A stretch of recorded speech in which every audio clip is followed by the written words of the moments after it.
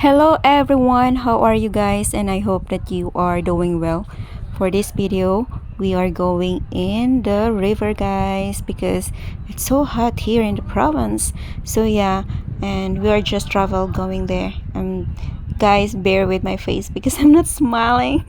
Guys, nagsugba mi og isda.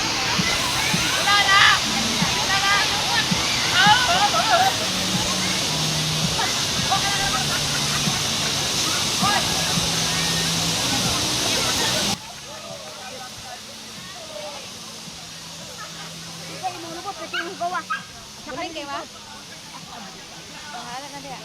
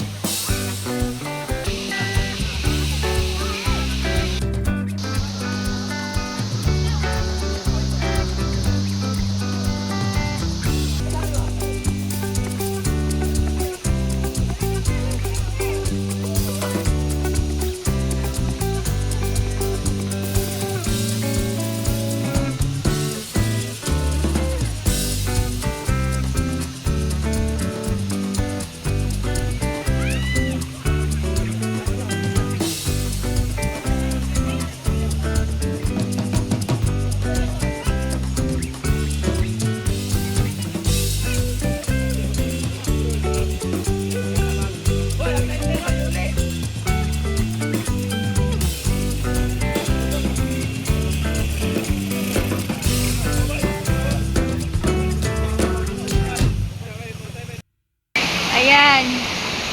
Ayan po sila. Kumakain po sila. Kasi ano na, it's lunch time. It's around 11 AM right now. So, ayan po. Yung iba, naliligo sila. Ayan. Ang iba, kumakain na rin. Tapos na rin silang maligo. Ang sarap ng tubig. Tingnan niyo. Napakalinaw ng tubig. Yan o. Ayan po sila. Naliligo na. Ano talaga. Sarap maligo pag ganito guys. Ayan. Pag nandyan ka sa tubig, tapos relax ka lang po. So ayan. Sarap maligo.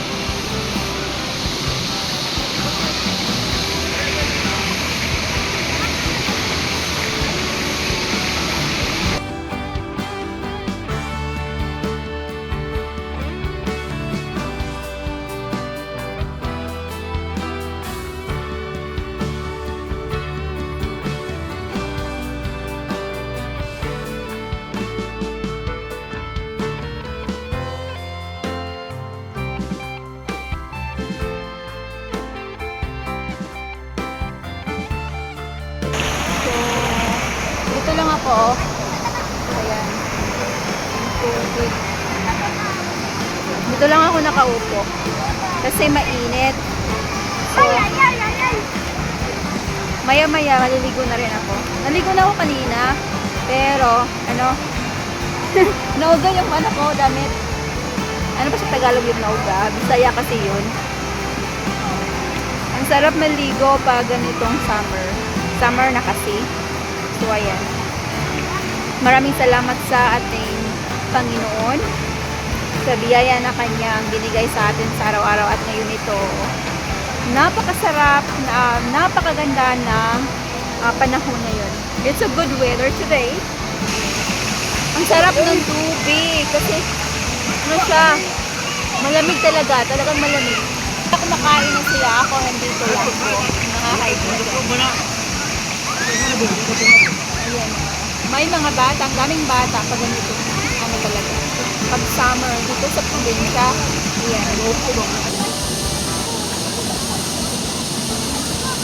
Ayan. Nandito po tayo sa Sungan River. Sungan River po ito. In Misamis Occidental po.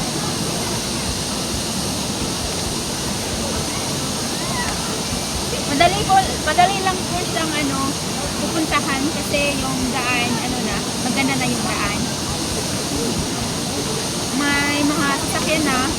makapunta dito. So, it's easy. It's easy na pumunta dito mga kaibigan.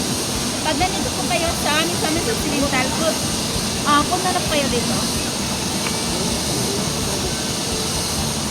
At may ibibigay lang po ako ng special sa inyo. In Matthew 6:33, seek ye first the kingdom of God and His righteousness, and everything shall be added unto you. So, napakadali lang po yung scripture na yun.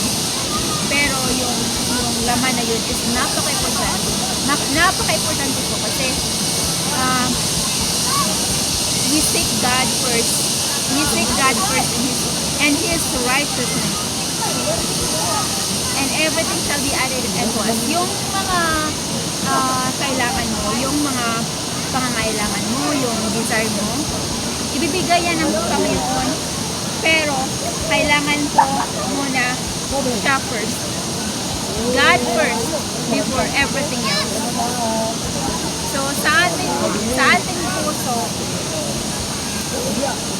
our number one is God. Jesus Christ. Our Almighty Father in heaven. Siya yung number one. At kung may asawa ka na, pangalawa po sila. Kung may asawa or may husband and wife ka na, pangalawa sila at saka yung family at the rest. At ibibigay ng Panginoon lahat ng iyong desire na ayon sa kanyang will. Kasi pag hindi will ni Lord, hindi yan ibibigay. No? But kung it's our choice, God give us freedom. But kung anong resulta is what we choose. We face the circumstances kung anong resulta yun. So, mahal ng Panginoon ang lahat. Mahal ka po ng Panginoon. Kahit ano po yung mga pinagdadaanan mo sa buhay, kung nagkasala ka man, or kung anong man yung ginawa, mabigat man yan, or hindi. Pag lumapit lang po tayo sa Panginoon ay humingi ng tawad, patatawarin po tayo ng Panginoon. Ang maganda at napakasarap po sa pakiramdam kung mayroon po tayong Panginoon sa ating buhay. Kahit anumang problema or mabigat na yan, kung anumang pinagdadaanan mo sa buhay, kung mayroon po tayong Panginoon sa ating buhay, parang wala lang. Kasi siya yung sandigan natin. Kung ano man ang iyong pinagdadaanan ngayon, ano mo yan, i-surrender mo yan sa Panginoon. Surrender mo yan sa Panginoon. At ikaw ay kanyang tutulungan. Ayan yung mga pamangkin ko. Ayan, naliligo sila. So, ayan, napakaganda po talaga. Pag ganito, yun mga kaibigan. Kaya, may Panginoon po tayo sa ating buhay. Kahit anumang kayamanan ang nasa sayo, hindi yan ma-compare. No? Kasi, it's really hard. For me, it's like, it's nothing. It's like the material things here in this world. Kung mayroon ka niyan, it's something is nothing. Yeah, you get everything what you have, the material things, fame, money, or what else. But if we don't have God in our life, it's useless. It's useless. No? So ayan. So, ayan po mga kaibigan. Nagkwento-kwento lang po tayo dito while niligo lang po. Ayan. So, ayan mga kaibigan. I'm so grateful for everything. Kung ano man po mayroon tayo, itong buhay natin, kung ano mang material things na nasa sayo ngayon, that is a blessings from God. No, that's a blessing from God, mga kaibigan. At even our life, you know, everything that we have is not ours. This has come from God. Hiram lang po ito sa ating buhay. This is a gift from God. So, if we don't have God in our life, we're nothing. So for me, it's like it's nothing. You know, may mga bata. So, ayan po. Ligo-ligo lang po. Napakasarap.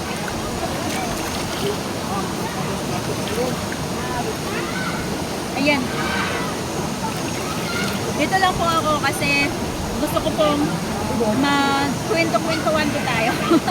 Mga kaibigan, I hope nasa mabuti po kayong kalagayan kung nasaan po ngayon sa ibang bansa o dito sa Pilipinas. Masarap po pag summer, mga kaibigan, dito sa probinsya. Ayan. Maligo at napaka-presko ng tubig, yung hangin, napaka-ganda. So, ayan. Binigyan ako ng pasa ng aking pamangkin. So, ayan. Napakasarap ng tubig. Napakalinaw.